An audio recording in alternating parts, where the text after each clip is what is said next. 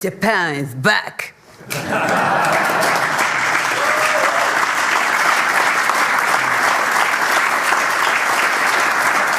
Female Prime Minister in the history of Japan. Madam Prime Minister, please say a few words. Thank you, Mr. President, and thank you all. 通訳。本日、米国の海軍創設250周年という記念すべき節目に、トランプ大統領とともに地域の God bless America. That's a big, beautiful building.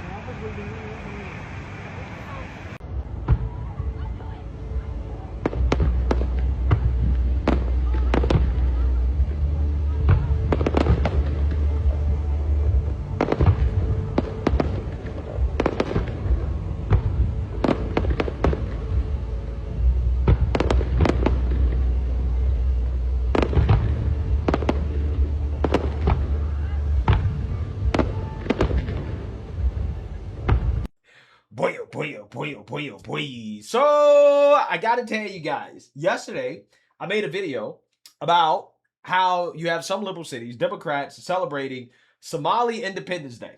And in that video, I stated, I don't know if there are any other foreign countries that are celebrating America's Independence Day, but here in America, we're celebrating another country's Independence Day, right? I don't think that we should be celebrating a foreign country's Independence Day, especially a country like Somalia, okay, a country that has absolutely nothing to do with America. But I was wrong in the sense that apparently there are foreign countries that do celebrate America's Independence Day. In fact, Japan is doing that, right? Japan is actually celebrating the 4th of July. And I got to tell you guys, absolutely love what we're seeing from Japan. And everybody should be able to understand the irony of a country like Japan, which basically is a modern day protectorate, right, amongst major powers, celebrating America's independence, despite the fact that 80 years ago-ish, we bombed the same country with a nuclear bomb that currently is putting on a voluntary celebration of America's 250th birthday in what I believe to be a rare example of nation building going right. Okay, we ended up essentially colonizing Japan after the war for a few years, rewriting their constitution, and now fast forward to today, Japan is celebrating America's 250th birthday, right? You love to see it. So the Tokyo skyline was lit up for the 250th birthday of American independence. Again, you know, a relationship basically built on dependence now, right? Japan being dependent on the United States to rebuild, and we rebuilt them right, right? We built them right. So if you see some of these celebrations, again, this is the new prime minister with President Trump. You love to see it. Awesome display. Fireworks, red, white, and blue. Wow.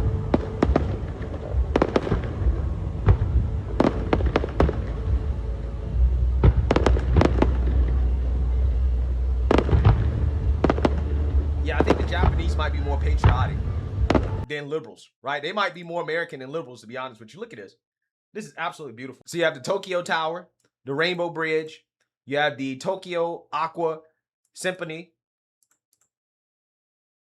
You also have some cherry blossom trees that are being gifted to the United States of America in celebration of our 250th birthday. We are here at the tidal basin to check out the cherry blossom trees Japan gifted to the people of the United States in the celebration of America's 250th anniversary.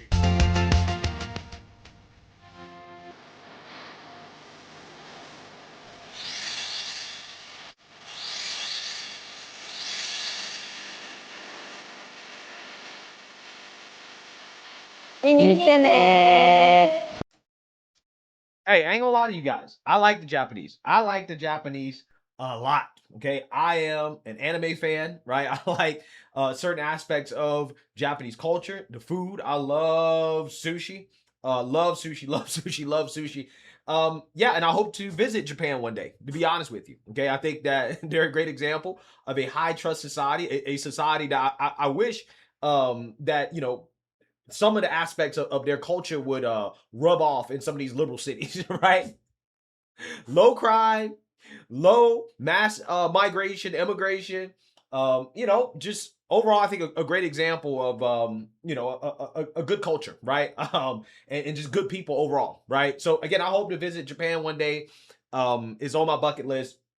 I think the Japanese are doing it right. Okay. Shout out to the Japanese. They're more patriotic, more Americans than liberals here in America, right? Who still have not gotten over slavery, right? They're still boohoo whining crying slavery. While it seems as if the Japanese have moved on from being nuked by us, right? Again, you have people here who, again, can't move on from slavery. The United States of America was founded on a simple idea: liberty and justice for some. Let's get smarter in seconds about it. On July 2nd, 1776, the Continental Congress voted to declare the 13 colonies free and independent states from Great Britain. And then on July 4th, 1776, they adopted the text of the Declaration of Independence, and that is why we celebrate the 4th of July. But of the 56 men who signed the Declaration of Independence, 41 enslaved people at some point in their life. And the colonies that would go on to become the United States were built on stolen land taken from indigenous people through broken treaties and outright violence, and enslavement was protected by law in all 13 of them. We the people did not include everyone. Women, indigenous nations, enslaved Africans, and even some white men who didn't own property were excluded from power. Thomas Jefferson wrote all men are created equal while simultaneously enslaving more than 600 people over the course of his lifetime. And this contradiction wasn't lost on people at the time. Enslaved Africans knew that slavery was wrong, and so did many founding fathers who wrote texts about how enslavement was a great evil while also profiting from it at the same time. And in 1852, Frederick Douglass famously asked, "And what to the American slave is your 4th of July?" His answer: a day that reveals to him, more than all other days of the year,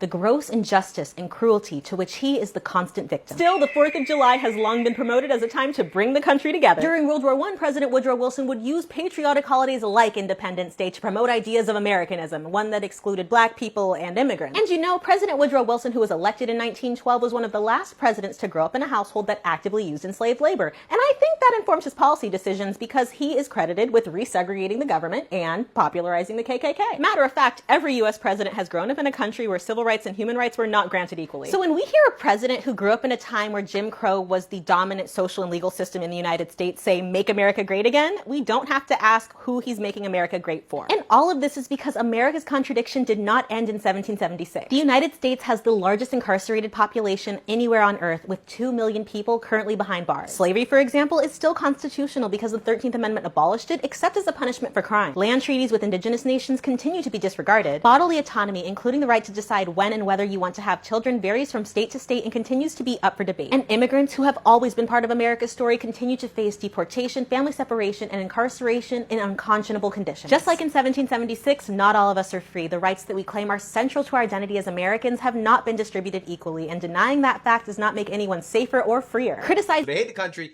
and they hate Trump, right? So again, they're having a hard time trying to figure out whether or not they want to celebrate or how to celebrate, as Democrats, again, are debating whether or not they want to reclaim the 4th of July from President Trump, who's trying to make a big thing out of celebrating the 250th birthday of this country. But again, liberals can't decide whether or not they want to do that because they hate Trump.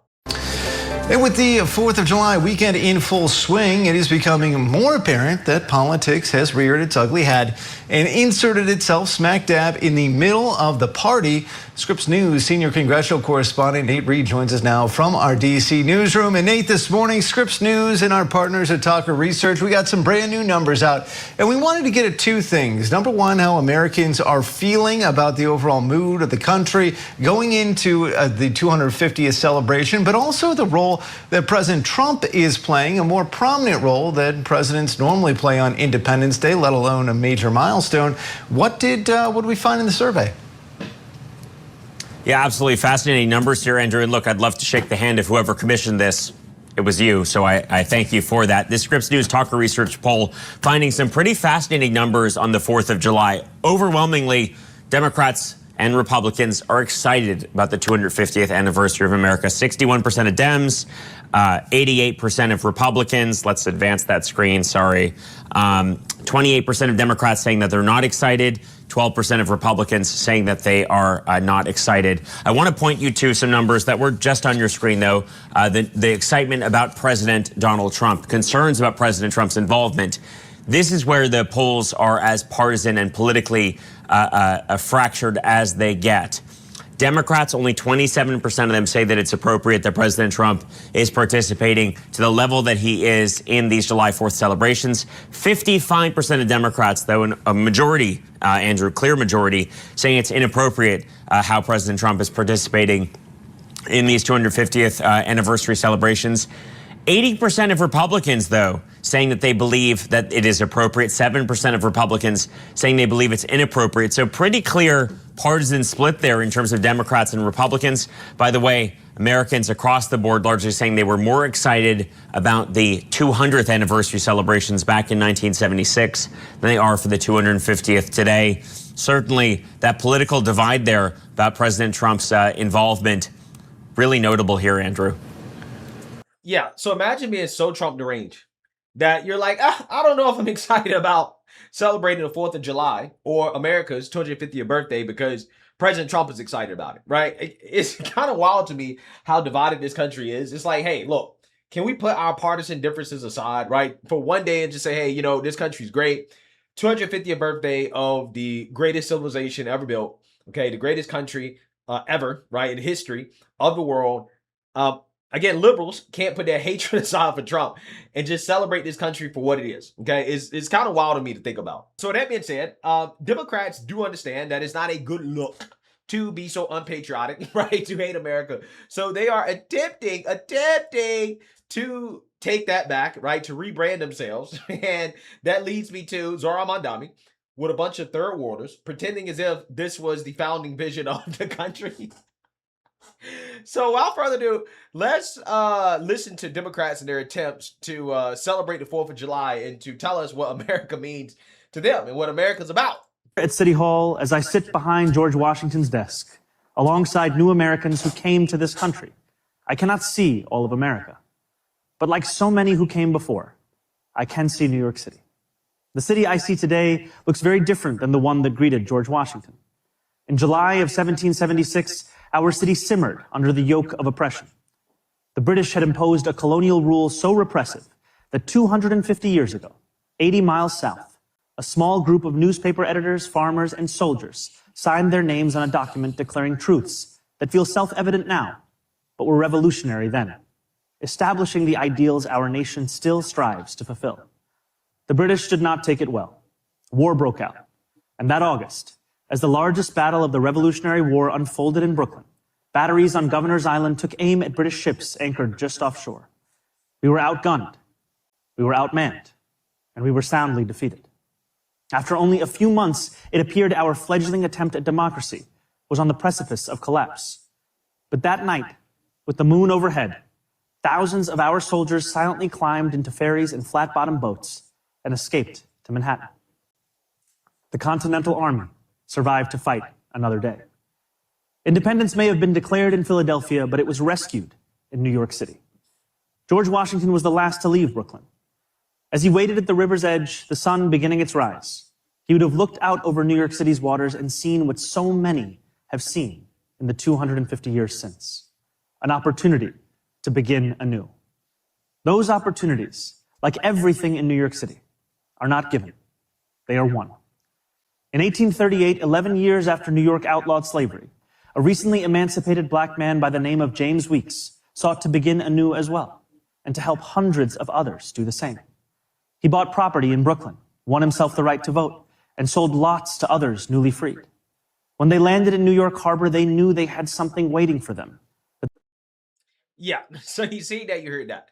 Now, again, the reason why Zohran is doing this is because, again, Democrats know that it's a bad look to hate America and to not celebrate, right, the 4th of July just because they hate Trump, right? And, again, also because they hate everything that this country stands for. So, yeah, they know this, right? They understand this. Also talked about what he saw. It's important to note, Mamdani also talked about what he saw as American exceptionalism, which is the idea that it is being written every single day. Joining me now is Scott MacFarlane, Chief Washington Correspondent at Midas Touch Network. So, Scott, when you see, we're seeing a portion of these messages, right? But you've got Mamdani and Moore, a Democratic socialist and a relative centrist. How would you sum up the Democrats' message ahead of the July 4th holiday? Is it unified? They don't want to be surrendering patriotism to Donald Trump's show on the National Mall. I think when it comes to the patriotic undertones of this incredibly important birthday, they are unified, and they're trying to emphasize it. In Pennsylvania, in Philadelphia yesterday, it was like this tale of two cities, Erica. They had this event at Independence Hall, a parade, a concert at night, truly devoid of partisanship, while on the National Mall in Washington was the other city where things seem to be overtly political by nature. There is a contrast we can see in what's happening in U.S. communities, and this great American state fair, and whatever is to happen here tomorrow, if the heat will allow it, with Trump's rally. I think Democrats are very much unified on this singular issue of celebrating the country. So, yeah, so you see that, you heard that. Again, they're attempting to not let President Trump outshine them when it comes to patriotism. But again, the reality is that Democrats are in bed with communists, and the communists hate America, right? They believe that America, what America stands for, is antithetical to their communist Marxist beliefs, right? Because their Marxism is essentially the core of their ideology. It is the most important thing to them. They put that above literally everything else, okay, including their religion, right? This is how you have Muslims who celebrate pride, right? Celebrate LGBTQ, because again, they love Marxism more than they love their religion, right? Marxism is their God, right? So, that's essentially what this comes down to. No matter what Democrats do, no matter how much they pretend that they're trying to be patriotic, they lost that, right? They lost that because they got in bed with people who hate America. And as long as they continue to be in bed with these people, they're not going to reclaim patriotism. It's just not going to happen. Nobody believes Democrats when it comes to this subject. So let me know what you guys think. Make sure you like, comment, and subscribe. Most importantly, share a Black conservative perspective. Peace.